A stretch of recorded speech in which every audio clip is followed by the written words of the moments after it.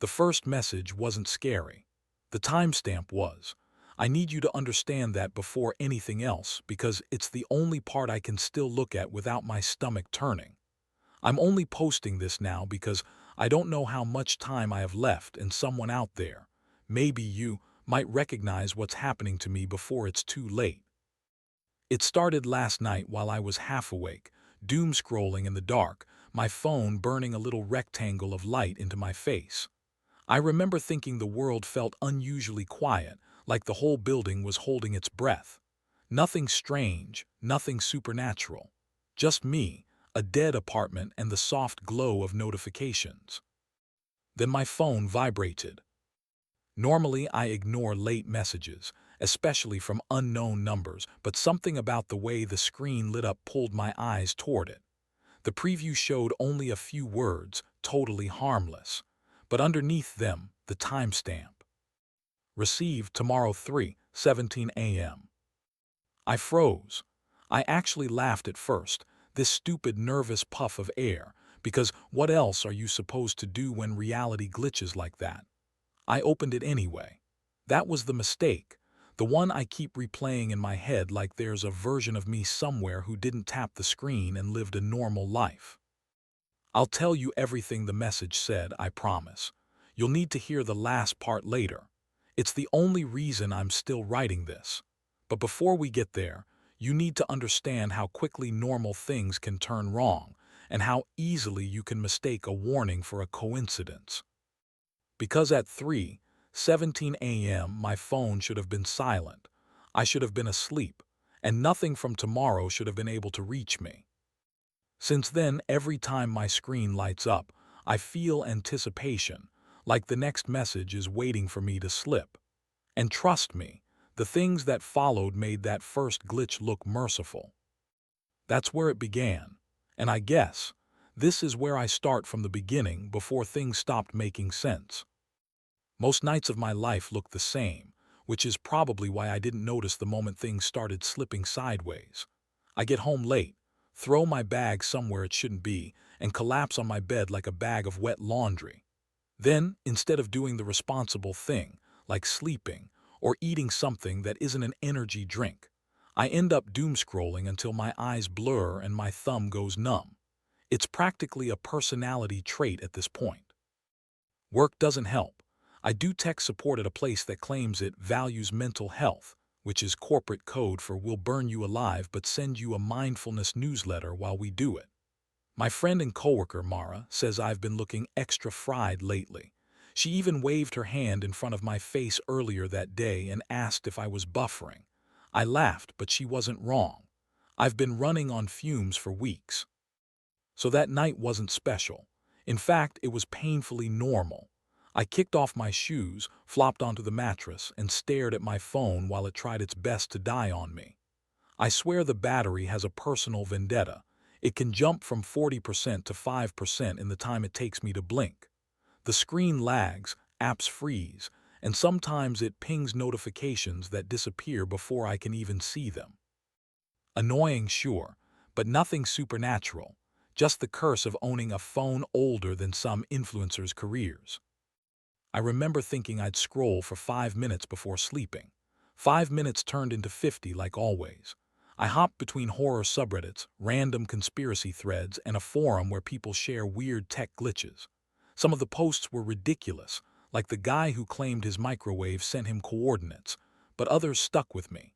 Stories about corrupted timestamps, devices turning on at night, messages from unlisted numbers.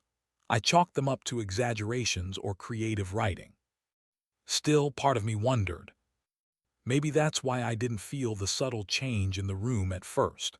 The air got heavier, like the static before a storm. My lamp flickered once, but I didn't look up. I just kept scrolling, pretending the world outside my screen didn't exist. My eyelids grew heavy. I told myself I'd put the phone down after one last thread, then one more, then another. Mara always jokes that I don't sleep. I just temporarily shut down like a sad Roomba. She'd probably text me something like that if she were awake. Eventually, exhaustion started winning. I rolled onto my side, let the phone rest on my pillow, and closed my eyes. For a moment, the world softened, quieted. I felt myself slipping toward sleep, the good kind, the kind that doesn't come often. And then my phone vibrated. Not the soft buzz of a late-night meme. Not the notification tone I'd heard 1,000 times. This one felt different, urgent.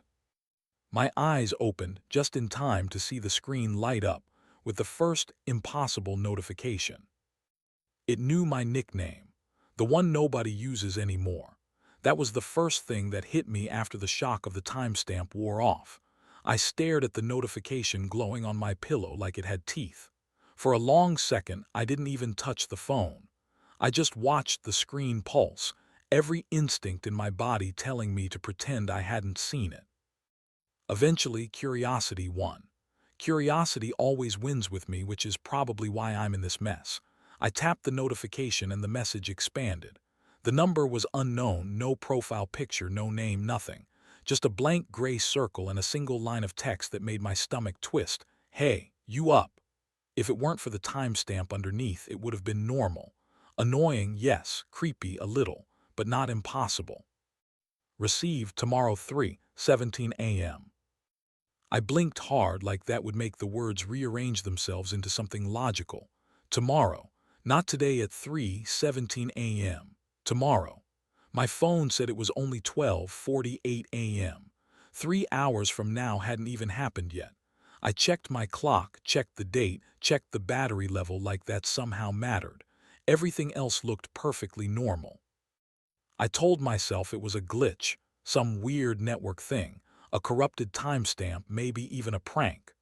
Mara loved messing with me, and she had the technical skills to spoof something like that. But even she wouldn't use my old nickname. Only one person ever used it, and that person hasn't been in my life for years. My fingers hovered before I finally typed back, "Who is this?" The message sent instantly, the little delivered checkmark appearing without delay. Then nothing, no dots, no reply, just silence. I tried again, irritation covering the unease rising under my ribs. Seriously, who is this? Wrong number. Still nothing. I tossed the phone beside me and sat up, rubbing my face. I told myself I was overreacting. Phones bug out all the time. I'd literally spent my evening reading about weird tech glitches. Maybe I'd let those stories get into my head. Yeah, that had to be it. I forced myself to lie back down, even though every sound in the apartment suddenly felt too sharp, too close. Sleep didn't come. My brain wouldn't shut up, replaying that random message with its impossible timestamp. At some point I gave up and reached for my phone again, just to prove to myself nothing else had happened. When the screen lit up, I almost dropped it. Another message had appeared. Same number. Don't answer unknown calls after midnight. That was it, no greeting, no context, no explanation for how the sender knew I'd be awake, staring at my phone like an idiot. The timestamp only made it worse. Received, tomorrow 3:17 a.m. exactly like the first one. I felt something cold settle behind my ribs. This wasn't a glitch. Someone was messing with me, or watching me, or... No, I refused to go there. I typed back again, fingers shaking. Tell me who you are right now. This isn't funny.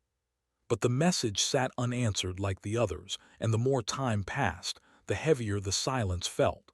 At some point I must have drifted off without meaning to, because the next thing I remember is my alarm destroying every bit of peace I had left. Morning didn't feel normal. Nothing felt normal after those messages. I dragged myself through my routine, forcing everything into place. Clothes, keys, bag, coffee. Hopping the structure would calm me down. It didn't. The walk to work felt shorter, like the world was rushing me along, and every vibration from my pocket made my heart jump. I kept checking my phone even though there were no new messages. Not yet. But the unease followed me like a shadow, and deep down I already knew it wasn't finished. Whatever had started at 3:17 a.m. hadn't been a one-time glitch. It was the beginning. I kept telling myself it was just a weird night, that I was tired, overworked, and letting my imagination pull me around by the throat. By the time I got to the office, the whole thing felt like a dream I didn't want to think about. Work is good at smothering fear. Nothing kills paranoia faster than a never-ending list of emails and customers who think restarting their devices is witchcraft. For a few hours it worked, or at least it pretended to. The first new message arrived around mid-morning, just as I was settling into the false sense of security that comes with fluorescent lighting and too loud coworkers. My phone buzzed in my pocket. That vibration, sharp, aimed, cut through me in a way I can't explain. I didn't even want to look, but habit is stronger than fear. I checked the screen. Same number, same blank icon. Mara's about to spill her coffee. Move your bag. I actually laughed out loud, more from nerves than humor. Predicting Mara spilling something wasn't exactly supernatural. The woman could trip on air. Still, I looked over, and sure enough, she was walking toward my desk, cup in hand, gesturing wildly at something on her phone. I moved my bag. 3 seconds later, she bumped into the corner of the cubicle wall, and the entire cup tilted like it was performing for a live audience. Hot coffee splattered everywhere, except on my bag. Jesus, why is this wall in my way? She snapped, wiping her sleeve. I forced a smile. Gravity hates you. She glared like I was the architect of the universe. This place is cursed, she muttered, then wandered off to clean herself up. I tried to shrug it off. A coincidence. An easy prediction.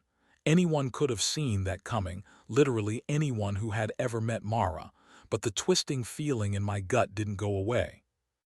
The next message came 20 minutes later. Power's going out in 10 seconds.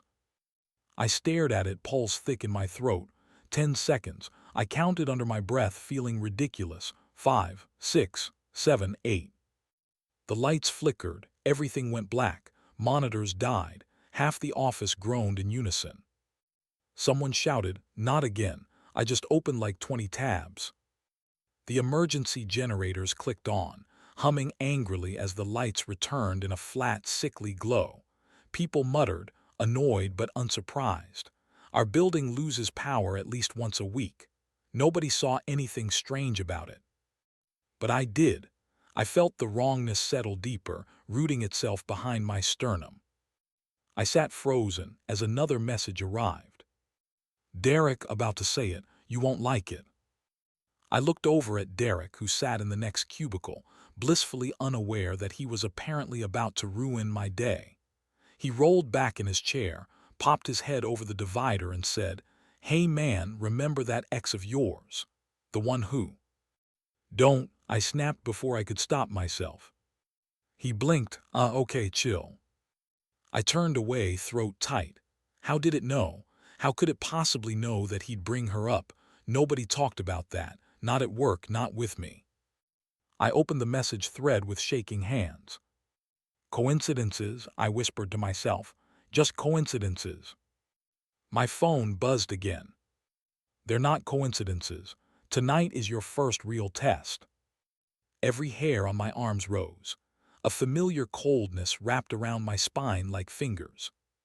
A test for what? My heart raced as I typed, "Tell me who you are, tell me now." Delivered, no reply.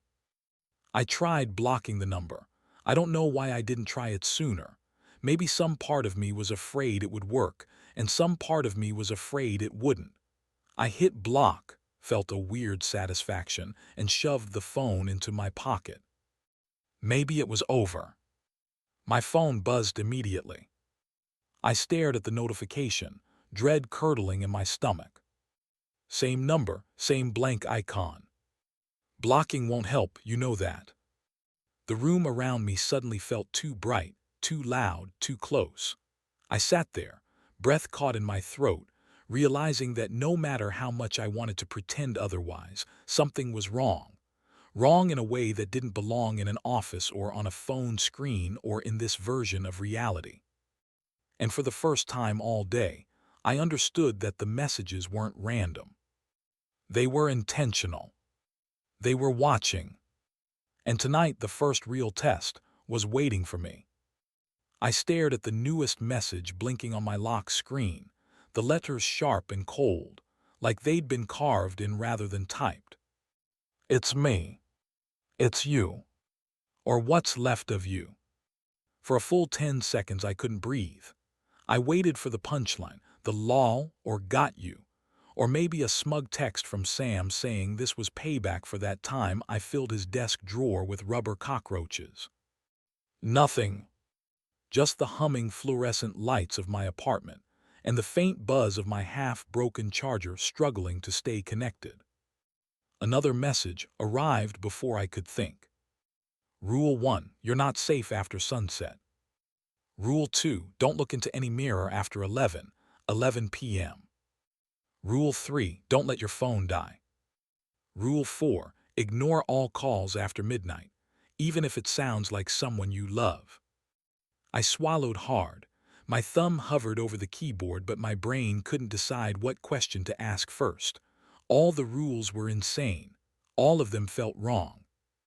But something in me also felt the shape of a memory I didn't actually have, like déjà vu with teeth. I typed, "Who are you really?" A response came instantly. "If I tell you everything, you won't survive the next 48 hours. There isn't time for panic, only time for rules. Listen." The phrasing hit me like a cold splash of water. Listen. That was something I said, constantly.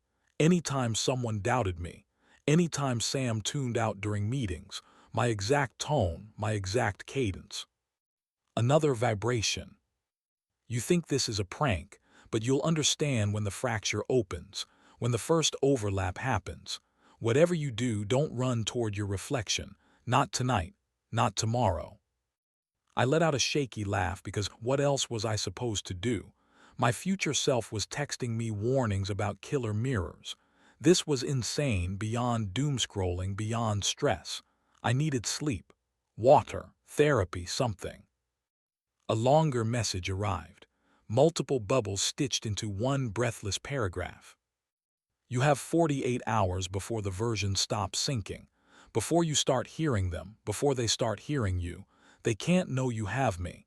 They can't know you're still intact. Avoid patterns. Avoid routines.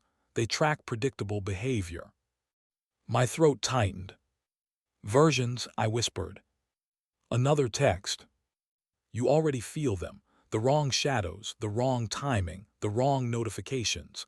The fracture begins tonight. I typed quickly. Explain what a fracture is, right now. A pause, 5 seconds, 10, then.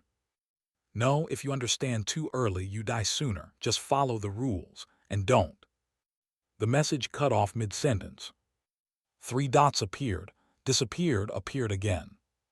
Then finally, don't trust any copy of me that calls you. My skin prickled.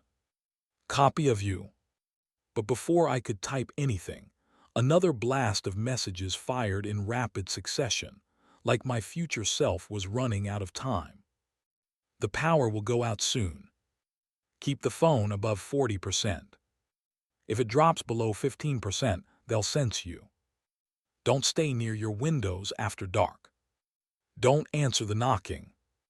Don't answer the calls. The last message came through slower, like the signal was deteriorating. I'm being pulled again. Something found me. Charge your phone now. I'll try to reach you before the first overlap, if I'm still me.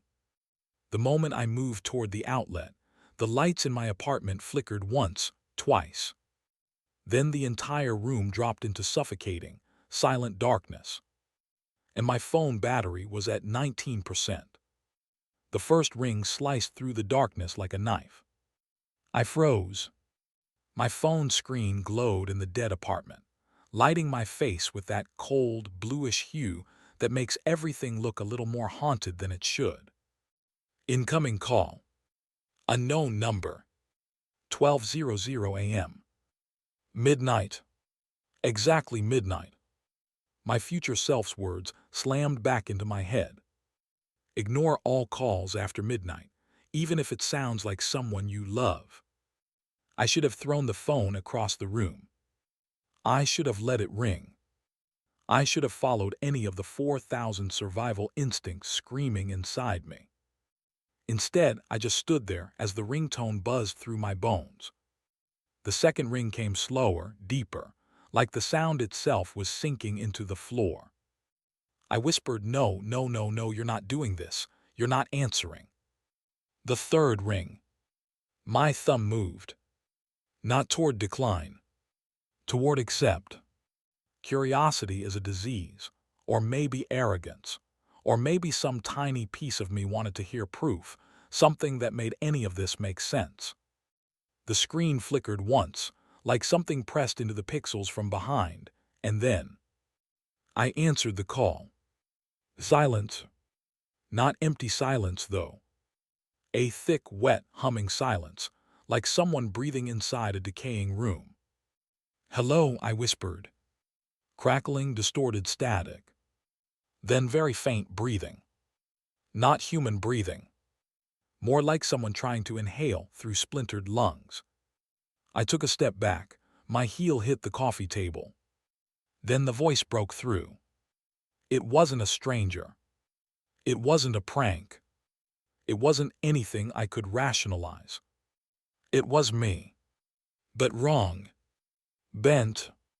Like my voice had been torn apart and stitched back together by someone who had no idea what human speech was supposed to sound like. "Don't trust me." The word scraped out in pieces, like each syllable cut its way out. My entire body went rigid. The voice continued, shaking, glitching, replaying itself like an audio file skipping. "Don't trust me. Don't trust me. Don't trust what I become."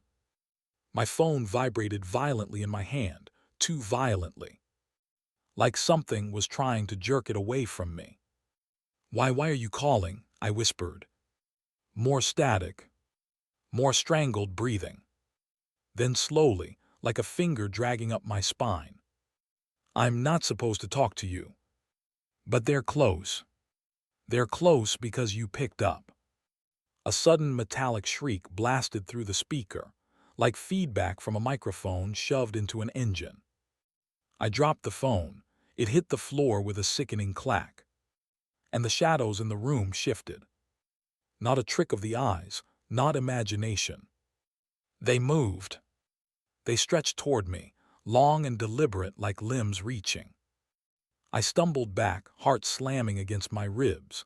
The shadows twitched in unnatural, broken frames, like corrupted video animation. The phone was still on the floor, call still active, the voice still whispering through the static. "They hear your timeline now. You let them hear me. You let them hear us." Bookshelf rattling. Lightbulb buzzing with no power running through it. Curtains lifting, even though the windows were sealed shut. My vision glitched, literally glitched, like a frame stutter in a video. The room flickered, and for a split second I saw myself standing across from me. Same clothes. Same posture. Same terrified expression. But the other me was smiling. Then the image snapped away. "No, nope, absolutely not." I grabbed the phone off the floor and slammed the call ended. The second it disconnected, the entire apartment lurched, as if the air itself exhaled. The unnatural shadows snapped back into place. The curtains fell still. The buzzing stopped. My phone dimmed to black. 19% right arrow 16%. I thought it was over. Then a new notification lit up the screen. Voicemail 1 from unknown, received tomorrow 12:03 a.m. My stomach turned to ice. A second notification appeared. Not from the unknown number. Not from my future self. Text message. "There's something your future self didn't want you to hear, but I heard it. And now I know where you are." That was it. That was my breaking point. I grabbed my jacket, keys, half-dead phone, and bolted for the door. Because whatever I had let into my timeline, it was already inside the apartment with me. I didn't stop running until I was 3 blocks from my apartment, lungs burning, phone clutched like a talisman that offered zero actual protection. The streetlights above flickered in a lazy, almost bored rhythm, like they were sighing at me for being out so late. I ducked into the nearest 24/7 convenience store. Harsh fluorescent lighting, too bright, too normal, a tiny island of sanity. Or so I thought. The second I stepped inside, I saw something impossible. Me, standing at the far end of aisle 3. Same shoes, same jacket, same panicked posture. But the other me wasn't panicking. He was watching me. His head tilted just a fraction too far, neck bending past the point any living spine should allow. His eyes weren't wide, they were almost bored, as if he had already watched this moment unfold 100 times. I blinked. He vanished. But it didn't feel like he left. It felt like he rewound. "Sir, you good?" the cashier asked, snapping her gum like she had no idea reality had just glitched in front of her. "Yeah," I lied, "just long night." She raised an eyebrow but didn't push. I stumbled toward the refrigerated section, grabbed a water bottle like it was an anchor to normalcy, and leaned against the glass door. That's when the reflection started acting wrong. My reflection blinked after I did. A beat late. A glitch in the timeline. And then my phone buzzed. New message. Tomorrow 2:41 a.m. It's not a hallucination, it's an echo. Another buzz. Timeline echo, residual imprint of a future self. Not all futures are human ones. My blood ran cold. Another message. Whatever you saw, it wasn't me. It's what I became in one of the dead-end timelines. The predator follows the fractures. It hunts the weakened versions first. I felt the water bottle loosen in my grip. My hand trembled. "What predator?" I whispered. The phone answered instantly. "The thing you heard on the call. The thing that learned your voice. The thing that learned you. It doesn't move through space. It moves through time, through choices, through versions." Another buzz. It finds the versions of us that are already close to breaking. It feeds on timelines that collapse.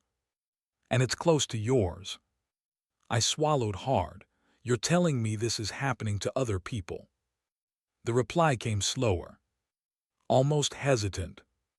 "Not everyone gets warnings. Most don't survive long enough to understand what's hunting them. We're rare. We're unstable enough to see across the fracture."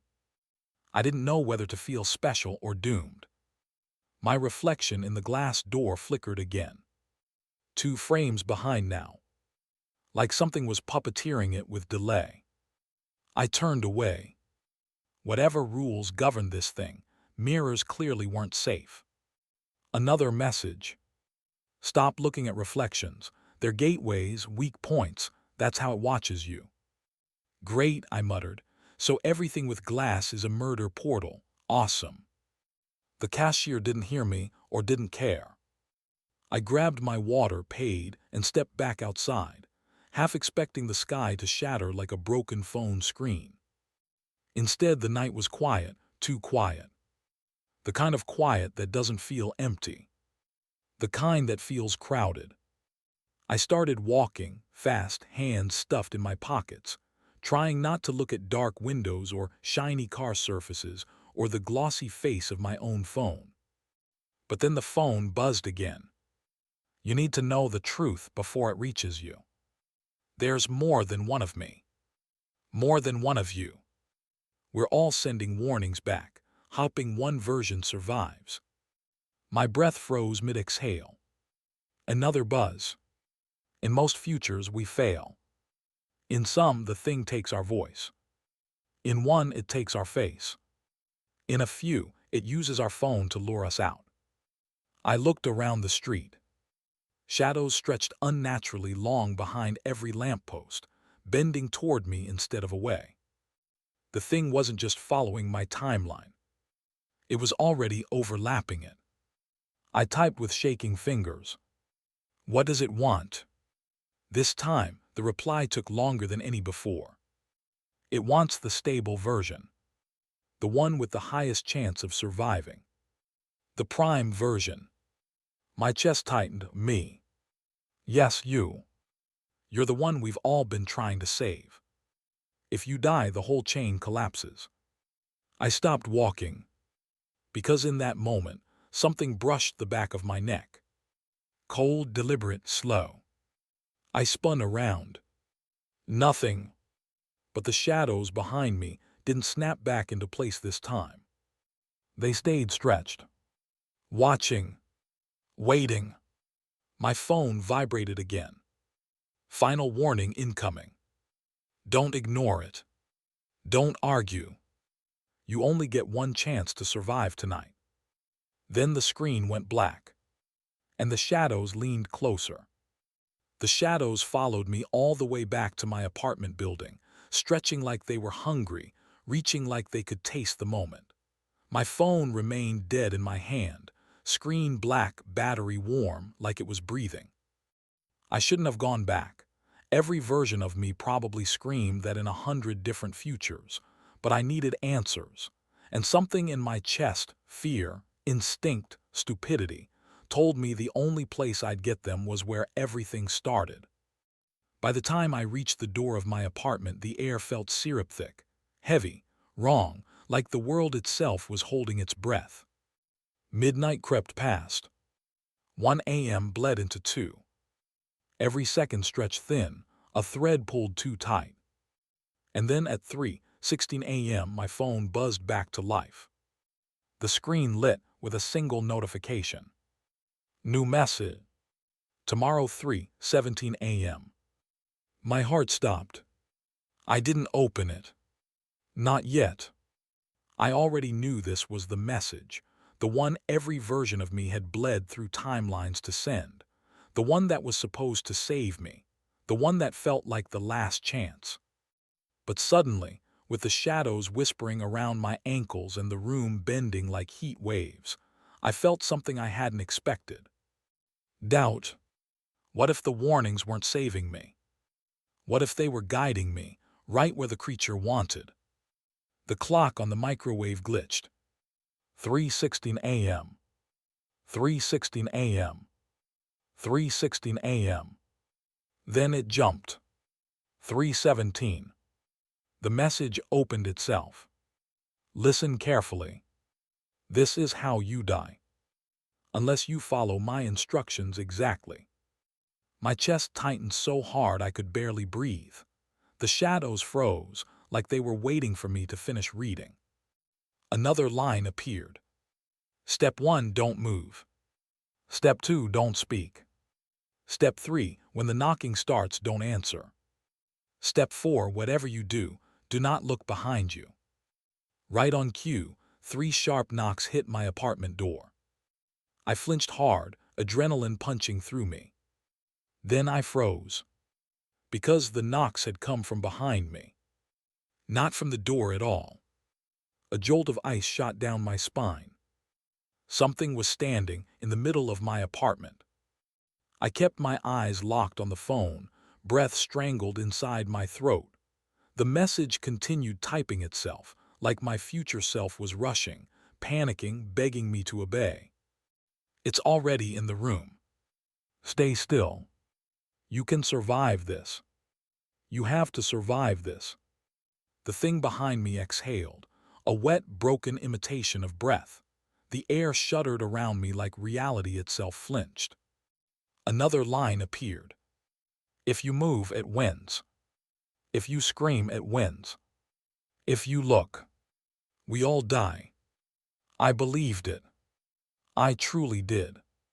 Until something else happened. Another message came in.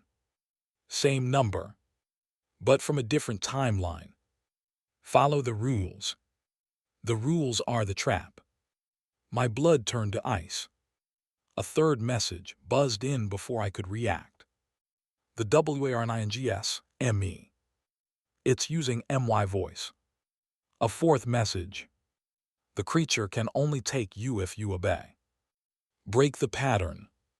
Look. Now. My heart slammed so hard I thought it would stop. I stared at the overlapping texts, contradictions, commands, survival tips and death traps. Then the truth clicked. The creature wasn't just hunting across timelines. It was pretending to be my future selves. It needed me to follow the path. Its path. I exhaled, shaking. I finally understand, I whispered. Who's sending the messages and why I should have never listened. Behind me, the thing shifted, slow, heavy, like a predator waiting for the signal to pounce. The phone buzzed again, violently. Look and you die. Look and you die. Look and you die. Another overlapping message. Look or we all die. The air split into two realities, one screaming at me to stay still, the other begging me to break the loop. I picked the one that felt human. I turned, and for half a second, just one sliver of a moment, I saw it. A warped, skeletal parody wearing my future's face like an ill-fitting mask. A version of me stretched across timelines like a corrupted file. Mouth too wide. Eyes too empty. Voice crawling out of a throat that wasn't built to speak. It lunged. Instinct took over. I hurled the phone at it, not to hurt it but to break the connection. The messages, the rules, the loop. The phone hit the creature's forehead. And everything shattered. The apartment warped like a screen tearing. My vision doubled. Timelines split like cracked glass. Shadows screamed. Past, future, present collapsed into a single impossible frame. And then, silence. I was alone. The phone lay on the ground, screen cracked, flickering between this reality and the next. No more messages, no timestamps, no warnings. Just a single unread text. From me. Or a version of me that tried. I picked it up with shaking hands. You broke the loop. Run. It's not dead. It's just hunting without RULES now. The timestamp. Tomorrow 3:17 a.m. The deadline wasn't the end. It was the beginning. And whatever comes next, I'll have to face it without instructions. I didn't run at first. I just stood there in the wreckage of my own apartment, chest heaving, reality fluttering around me like torn film. The air felt lighter but not safe, never safe. The creature wasn't gone. It was just elsewhere, unbound, unpredictable. And I was still alive. Barely. My hands trembled so hard I almost dropped the phone again. The cracked screen buzzed weakly, glitching like it was trying to restart 1,000 timelines at once. Random pixels burst into static before dissolving. Symbols I didn't recognize flashed for a moment, like the phone was speaking a language I wasn't meant to understand. Then the screen steadied. Just long enough to display one phrase. Send message back. YN. My breath caught. The question wasn't for me. It was an instruction. Or a plea. The phone wasn't asking if I wanted to send something. It was telling me what had already happened. What I must make happen. The loop wasn't broken. Not completely. My thumb hovered over the screen. So I'm the one who started all this, I whispered. I sent the first warning. The phone flickered, almost like it nodded. I swallowed hard. If I didn't send the message, some future version of me, maybe the twisted, hollow one I saw, would take my place. Maybe the creature always filled the gap when the loop failed. Maybe that's how it slipped through timelines, through the empty spaces where a version of me should have stood. I didn't have a choice. The moment I tapped "Why," my phone vibrated violently, the screen blurring into a scrambled mess of light. The message window forced itself open. The text box auto-filled with words I wasn't typing. Don't answer unknown calls after midnight. My chest tightened. That was the first warning, the one I received before everything spiraled. But as the phone prepared to send it, something went wrong. A flicker. A distortion. Like another presence was typing over my hands, hijacking the transmission. The message warped. Letters rearranged themselves. Words twisted into shapes I didn't recognize. Parts of the text pulsed like living tissue. I tried to pull my hands away, but the phone locked them in place with a static shock that buzzed up my arms.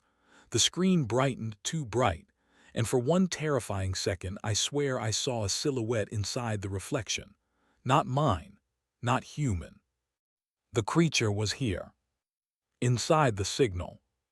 Inside the message. No, no, don't stop, I stammered uselessly. The phone ignored me. It finished sending the message on its own.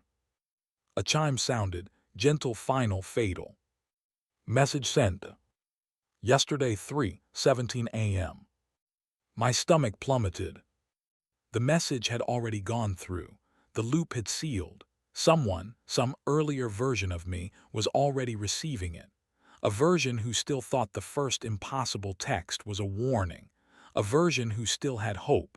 A version about to make all the same mistakes. I looked at the timestamp again. 3:17 a.m. Of course. It always ends at 3:17. It always begins at 3:17. The phone dimmed, screen slowly fading back into cracks and flickering pixels. I exhaled shakily, feeling the weight of every timeline settle across my shoulders. I survived this time. But survival wasn't victory. It was maintenance. A temporary patch in a collapsing system. The creature wasn't dead. It wasn't beaten. It was learning. And now it had my words.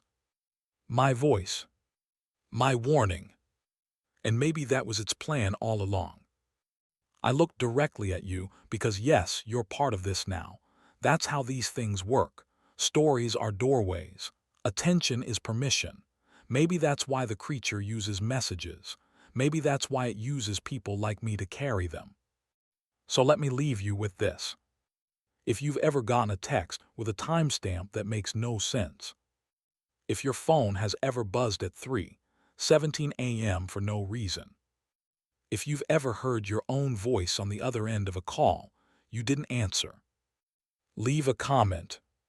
Tell me what you saw, what you heard, what followed you afterward, because I need to know how far this thing has already spread. And whatever you do, check your phone. If you see a message from me, don't open it. If you're reading this, it means the video actually uploaded. I wasn't sure it would. Not because of my connection, but because something keeps interfering every time I try to talk about what happened. The messages haven't stopped. They're different now. Stranger. Shorter. Like fragments of conversations I never had or haven't had yet. Sometimes they come through with timestamps that make no sense, years in the past, minutes in the future. A few of you mentioned the same thing happening after my last story. So if this goes missing from your feed, screenshot it. Keep a copy. I might need it later if I'm still me. I keep checking my phone at night, half expecting another version of me to warn me again, or to hear that voice, the distorted one from the call, the one none of us have been able to identify. If you heard something different, tell me. Maybe we're getting different versions now. And listen, if the video suddenly disappears, it wasn't my choice. I'll try to post updates, but whatever's branching out from my messages, it's getting faster. If the warnings start appearing on your phone too, don't ignore them. Don't assume they're not meant for you. Not anymore.